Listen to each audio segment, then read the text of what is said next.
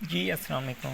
बहरिया town Rawalpindi से आप ये ताज़ा तरीन मनाजिर देख रहे हैं। 1 जून 2023। वन वर्ल्ड यूट्यूब चैनल पहाड़ों से बेपनाह मोहब्बत वेदर गुरु चाहत ग्रुप के तमाम दोस्तों के लिए बहरिया टाउन में तकरीबन सैलाबी सूरत हाल बनी हुई है। आप देख सकते हैं इस वीडियो में बहुत ही खूबसूरत मौसम है, जबकि रोडों से पानी जो है वो बहता हुआ जा रहा है। बहुत प्यारा मौसम हो गया है। रात को भी खूब सर्दी थी, रज़ाई लेके हम सोए हैं।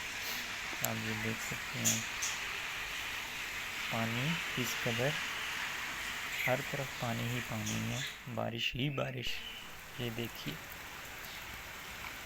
रोड के साइड पे